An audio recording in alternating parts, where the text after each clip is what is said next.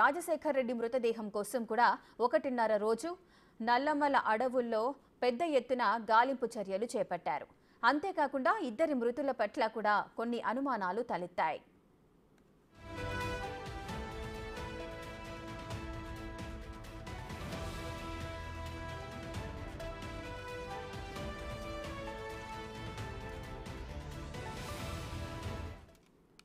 Ebrahim Raisi మరణం వెనుక America కుట్ర ఉండొచ్చనే అనుమానాలు వ్యక్తమవుతున్నాయి. కుట్రలో భాగంగానే రాజశేఖర్ రెడ్డి హెలికాప్టర్ కూడా ప్రమాదానికి గురయ్యారని అప్పట్లో ప్రచారం జరిగింది. ఈ ఇద్దరి మరణాలు దాని వెనుక ఉన్న కారణాలు మాత్రమే కాకుండా రాజకీయ పరిస్థితులు కూడా ఒకేలా ఉన్నాయి. ఇబ్రహీం రైసీ ఇరాన్ అధ్యక్షుడిగా ఉంటే రాజశేఖర్ రెడ్డి ఉమ్మడి ఆంధ్రప్రదేశ్ సీఎంగా ఉన్నారు.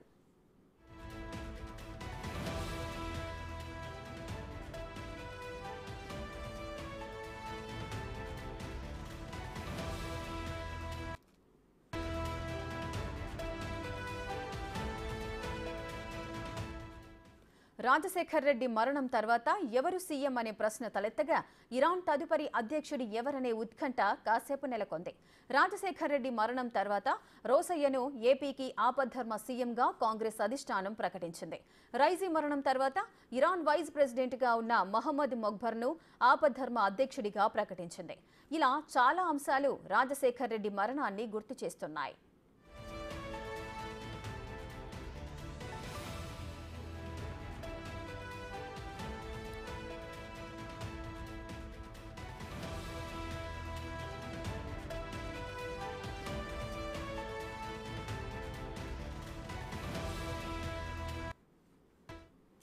మరింత సమాచారం మా ప్రతినిధి గణేష్ అందిస్తారు.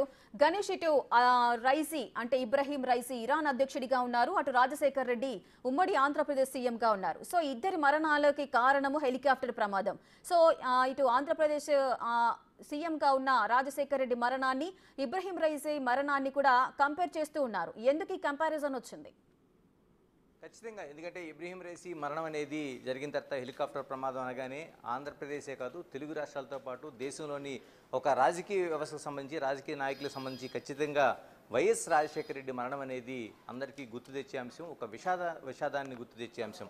అంటే ఇప్పుడు ఇరాన్ అధ్యక్షుడు ఇబ్రహీం రైసీ హెలికాప్టర్ ప్రమాదం తర్వాత ఖచ్చితంగా 2009 సెప్టెంబర్లో జరిగిన వైఎస్ రాజశేఖర రెడ్డి హెలికాప్టర్ ప్రమాదాన్ని ఖచ్చితంగా గుర్తు చేస్తుంది. ఎందుకంటే రెండింటి మధ్య ఒక సారూప్యత కావచ్చు, లేకపోతే ఆ పోలికలు కావచ్చు, హెలికాప్టర్కి సంబంధించిన కంపెనీ కావచ్చు, ఇవన్నీ కూడా మనకి ప్రత్యక్షంగా కనిపిస్తున్నాయి. ఎందుకంటే ఏదైతే ఇబ్రహీం రైసీ ప్రయాణించిన హెలికాప్టర్కి సంబంధించిన ప్రధానంగా మనం ఆ కంపెనీని తీసుకుంటే మనకి బెల్ కంపెనీకి సంబంధించిన 212 హెలికాప్టర్గా మనకి కనిపిస్తోంది. అంటే బెల్ కంపెనీ అనేది చాలా ప్రముఖమైన కంపెనీ, హెలికాప్టర్ల తయారీలో అమెరికన్ యుఎస్కి చెందిన ఒక ప్రముఖ కంపెనీ. అంటే చాలా వరకు అనేక దేశాల్లోని ఈ కంపెనీ వ్యాపారం చేసింది, అనేక దేశాలకు బెల్ కంపెనీ అనేది తమ హెలికాప్టర్లని అమ్మకాలు చేసింది. అంటే రాజకీయ నాయకులకు కావచ్చు, లేకపోతే మిగతా యుద్ధ సైనికులకు కావచ్చు, లేకపోతే ఏదైతే ఆ దేశ వ్యవస్థకు సంబంధించిన కీలకమైన నేతలకు కావచ్చు, బెల్ కంపెనీ అనేది హెలికాప్టర్లని అమెరికా కంపెనీ అనేక ప్రాంతాలకి అమ్మింది. ఎందుకంటే బెల్ కంపెనీ అంత విశ్వసనీయ చోటు చేసుకుంది. కానీ రాను బెల్ కంపెనీ హెలికాప్టర్లు జరుగుతున్న ప్రమాదాలు కావచ్చు, లేకపోతే ఆ కంపెనీలో ఉండే ఆ టెక్నాలజీ కావచ్చు, ఇవన్నీ దృష్ట్యా అమెరికా కంపెనీ ఆ బెల్ కంపెనీని తను రద్దు చేసుకునే పరిస్థితి వచ్చింది. ఇందులో ప్రధానంగా ఇప్పుడు మనం ఇబ్రహీం రైసీ మరణానికి సంబంధించి చూస్తే ఖచ్చితంగా ఇది కూడా బెల్ కంపెనీకి సంబంధించిన 212 హెలికాప్టర్గా మనకు కనిపిస్తుంది. అంటే 1979లో తయారైన ఈ కంపెనీ హెలికాప్టర్ని ఇప్పటికీ వీళ్ళు వినియోగించడం అనేది ఒక ఆశ్చర్యం కలిగిస్తుంది. అంటే ఒక దేశ అధ్యక్షుడిగా ఇరాన్ అధ్యక్షుడిగా ఉన్న రైసీకి ఇంకా ఈ పాత హెలికాప్టర్నే బెల్ కంపెనీ కంటే అనేక ప్రమాదాలకు కారణమైన ఆ హెలికాప్టర్లో బెల్ కంపెనీ అనేది మనకు కనిపిస్తోంది. దీనికి తోడు 212 అంటే చాలా ఓల్డ్ మోడల్, అంటే 1979 చెందిన ఆ మోడల్ ఇది. అంటే దాదాపు ఇన్ని సంవత్సరాలు గడిచిన తర్వాత కూడా ఈ కంపెనీ అనేది దాదాపు 4 దశాబ్దాల దగ్గర పడుతున్న ఈ కంపెనీని ఇంకా వినియోగించడం అనేది ఆశ్చర్యం కలిగిస్తోంది. అలాగే వైఎస్ రాజశేఖర రెడ్డి మరణాన్ని ఇప్పుడు ఖచ్చితంగా పోల్చుకోవాల్సిన అవసరం కూడా, ఆయన ప్రయాణించింది కూడా బెల్ కంపెనీకి సంబంధించింది. అంటే బెల్ కంపెనీ 430 హెలికాప్టర్. అంటే ఇది కొంచెం లేటెస్ట్. అంటే ఇప్పుడు ఏదైతే 212 ఉందో 212 కంటే 1979లో తయారైన 212 కంటే లేటెస్ట్ వెర్షన్గా బెల్ కంపెనీని మనం చెప్పొచ్చు. ఇందులో 430 ఇది.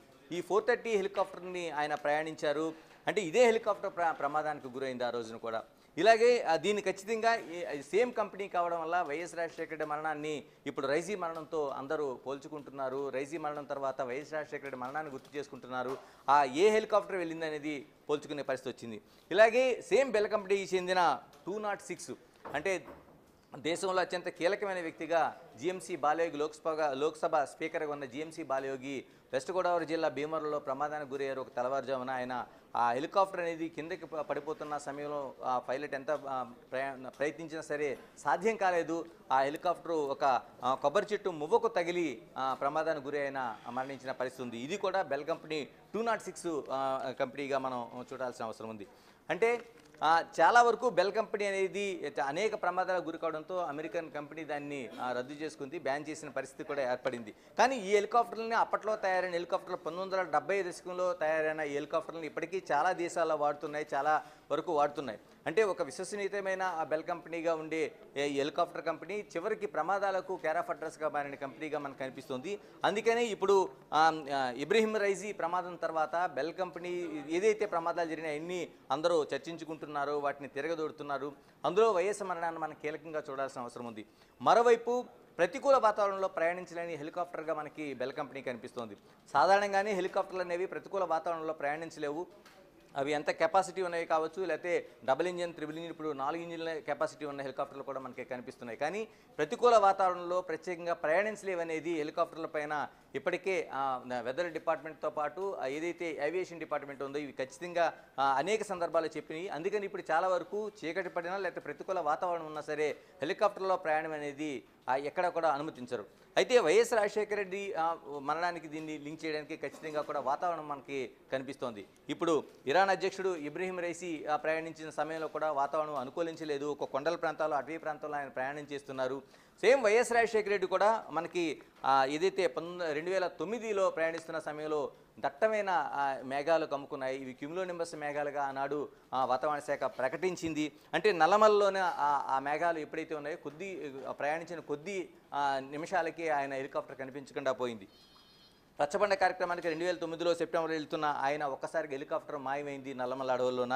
పావురాలగుట్ట ప్రాంతంలో అది కూలిపోయినట్టుగా గుర్తించారు. కానీ దాదాపు 25 గంటల పాటు ఒక ఉత్కంఠ కొనసాగింది. మనం రైజీ మరణంతో దీన్ని హెలికాప్టర్ ప్రమాదంతో చూస్తే ఇప్పుడు రైజీ సంబంధించింది కూడా ఆనవాళ్ళు మనకి ముందుగా ఏ ప్రదేశంలో పడింది అనేది ముందు గుర్తించారు. కానీ అంతకుముందు వైఎస్ రాజశేఖర రెడ్డి మరణానికి సంబంధించి ఎటువంటి ఆచూకీ లేకుండా పోయింది. హెలికాప్టరు ఏదైతే పావురాలగుట్ట ప్రాంతంలో అక్కడ కనిపించలేదని రాడార్ వ్యవస్థ గుర్తించింది. కానీ ఆయన చేరాల్సిన గమ్యస్థానానికి చేరలేదనేది హైదరాబాద్ నుంచి బయలుదేరిన తర్వాత దాదాపు 25 గంటల పాటు దేశవ్యాప్తంగా, అంటే తెలుగు రాష్ట్రాలు ఉమ్మడి రాష్ట్రంగా ఉన్న ఆ సమయంలోనే దేశవ్యాప్తంగా కూడా అనేక పెద్ద చర్చ జరిగింది. దానికోసం అనేక వ్యవస్థలు పరిశోధన చేశాయి, పరిశీలన చేశాయి. కానీ ఎక్కడా దొరకలేదు. చివరికి 25 గంటల తర్వాత పావురాలగుట్టలో ఆ ప్రాంతంలో కూలిపోయినట్లుగా గమనించారు. అంటే ప్రత్యేకంగా ఏదైతే ప్రతికూల వాతావరణంలో ప్రయాణించిన క్యూములోనింబస్ మేఘాలు ఆ వైఎస్ రాజశేఖర రెడ్డి హెలికాప్టర్ని మింగేసిన పరిస్థితి మనకు కనిపించింది. ఇప్పుడు రైజీ మరణంతో కూడా ఇదే చూస్తున్నారు. ప్రతికూల వాతావరణంలో ప్రయాణిస్తున్న హెలికాప్టర్ ఏ విధంగా కూలిపోయింది దాన్ని ఖచ్చితంగా